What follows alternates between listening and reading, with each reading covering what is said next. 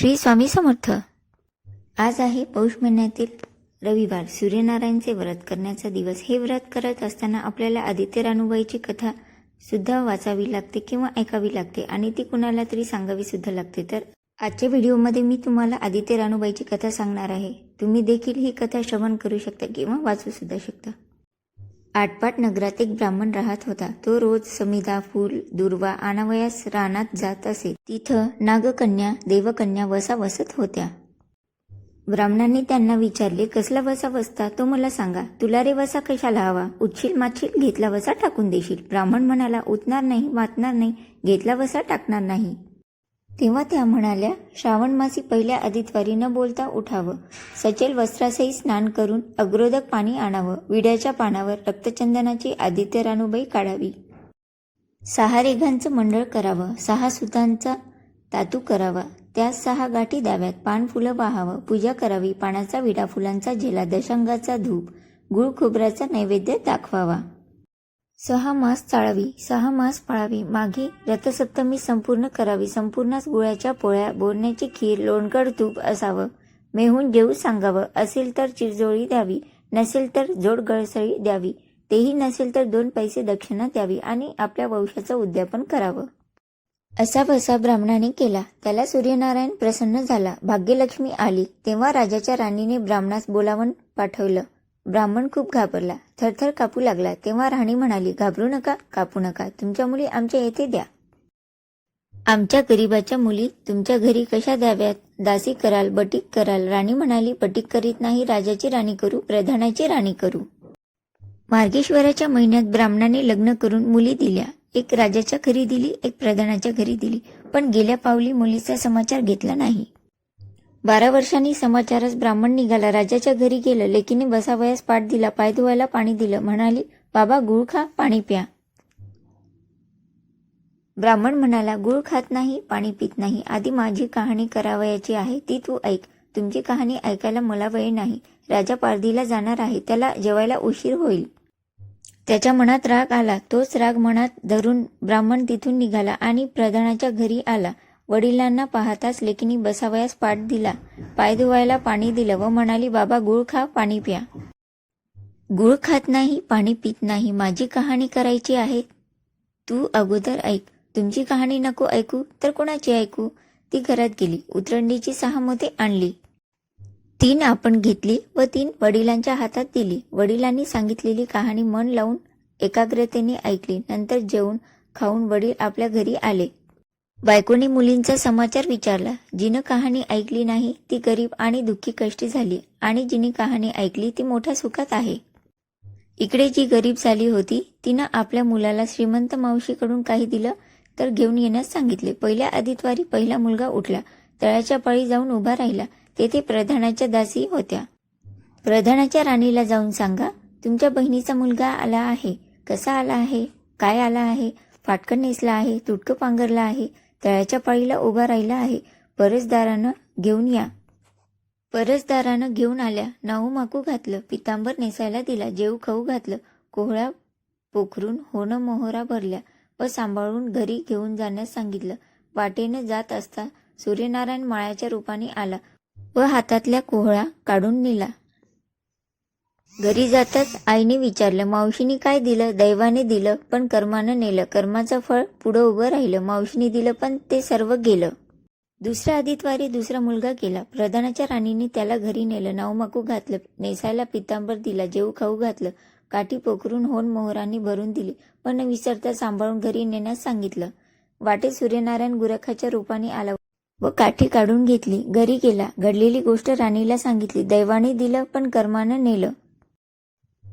तिसऱ्या आदितवारी तिसरा मुलगा गेला, तळ्याच्या पाळी उभा राहिला, त्यालाही पहिल्यासारखंच प्रधानाच्या घरी नेऊन त्याचा योग्य आदर सत्कार केला व नारळ पोखरून होणा मोहरांनी भरून दिला व सांभाळून घरी नेण्यास सांगितले। घरी जाताना विहिरीच्या काठी नारळ ठेवून पाणी प्यायला विहिरीत उतरला, तोच नारळ गडगडत विहिरीत पडला। घरी जाऊन आईला म्हणाला, आई ग, मावशीने दिलं पण दैवानं ते सर्व बुडालं। चौथ्या आदितवारी चौथा मुलगा गेला, तळ्याच्या पाळी उभा राहिला, त्यालाही पहिल्यासारखंच राणीने घरी नेलं, त्याचा योग्य आदर सत्कार केला, त्यालाही दह्याची शिदोरी होणा मोहरा घालून बरोबर दिली। सूर्यनारायण घरीच्या रूपाने आले व शिदोरी घेऊन गेला. घरी येऊन आईला सांगितलं, आई ग, मावशीने दिलं, पण दैवाने ते सर्व नेलं. 5व्या आदितवारी आपण उठली. तळ्याच्या काठी उभी राहिली. दासीने तिचा निरोप तिच्या बहिणींना सांगितला. बहिणीनं तिलाही परसदारानं घरी नेलं. नाहू मागू घातलं. साडी चोळी नेसायला दिली. प्रधानाची राणी आदितवारीची कहाणी करू लागली. काय वसा करतेस ते मला सांग. बहीण म्हणाली, वडिलांची कहाणी ऐकली नाहीस म्हणून तुला दारिद्र्य आलं. राजाच्या राणीने यावर उपाय विचारला तेव्हा तिनं वसा सांगितला. ती बहिणीच्या घरी राहिली. श्रावणात सांगितल्याप्रमाणे सूर्यनारायणाची पूजा केली. इकडे राजाला भाग्य आलं. राजाने छत्र समोर देऊन बोलवणं केलं. राजा येताच ती घरी जायला निघाली.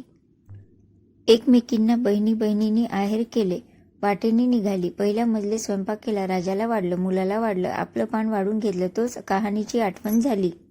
हाकारा केला, डांगोरा पिटला. कोणी उपाशी आहे का?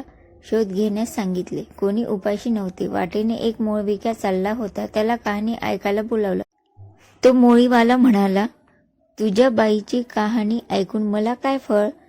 माझं पोट भरलं पाहिजे. असं म्हणून तो राणीकडे आला. राणीने 6 मोती घेतली. 3 त्याला दिली व 3 आपल्या हातात ठेवली व मनोभावे कहाणी सांगितली. त्याने मोठ्या भक्तीने ऐकली. त्याची मोळी सोन्याची झाली. तो म्हणाला, कहाणी ऐकल्याचं एवढं फळ? मग वसा घेतल्यास किती मोठं फळ मिळेल? काय वसा आहे तो मला सांगा. राणीने तो उतणार नाही, मातणार नाही याची कबुली करून घेतली व वसा सांगितला. दुसऱ्या मजलेस राणीने स्वयंपाक केला. मुलाला राजाला वाढलं. आपलं पान वाढून घेताच कहाणीची आठवण झाली. हाकारा करून कोणी उपाशी नाही ना याचा शोध घेतला. माळ्याच्या विहिरीला पाणी लागत नव्हतं. त्याचा मळा पिकत नव्हता. असा एक माळी चिंता करीत बसला होता. त्याला कहाणी ऐकण्यास बोलावलं. तो आला. राणीने 6 मोते घेऊन 3 आपण घेतली. 3 माळ्याला दिली. राणीने मनोभावे कहाणी सांगितली. त्याने चित्तभावे ऐकले. त्याचा मळा पिकू लागला. विहिरीला पाणी आलं. तो म्हणाला, कहाणी ऐकल्यावर एवढं फळ? मग वसा घेतल्याचं काय फळ? काय वसा असेल तो मला सांगा. मग राणीने त्याला वसा सांगितला. तिसऱ्या मजले स्वयंपाक केला. मुलाला वाढलं, राजाला वाढलं. आपलं पान वाढून घेताच कहाणीची आठवण झाली. नगरात कोणी उपाशी नाही ना याचा शोध घेतला. एक म्हातारी होती. तिचा मुलगा वनात गेला होता.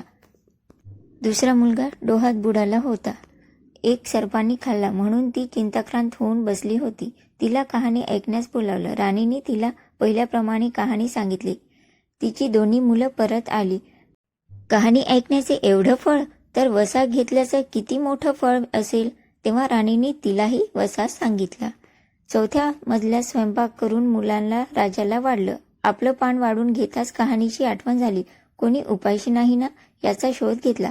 काना डोळा, मासाचा गोळा, हात नाही, पाय नाहीत असा एक मनुष्य रस्त्यामध्ये होता. त्याच्या अंगावर तांब्याभर पाणी ओतलं. पालता होता तो उताना केला. 6 मोते होती. 3 मोते त्याच्या बेंबीवर ठेवली. 3 मोते आपण घेतली. राणीने सांगितलेली कहाणी त्याने ऐकली. त्याला हात पाय आले. देह दिव्य झाला.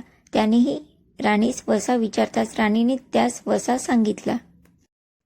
5व्या मुक्कामास घरी स्वयंपाक केला. सूर्यनारायण जेवायला आले. 7 दरवाजे उघडले. लोह घंगाळ पाणी तापवलं. षड्रस पक्वान जेवायला केली. सूर्यनारायण भोजनास बसले. त्यांना पहिल्या घासास केस लागला. ते रागावले. राजाच्या राणीला 12 वर्ष दारिद्र्य आलं होतं. तिनं आदितवारी वळचणी खाली बसून केस विंचरले.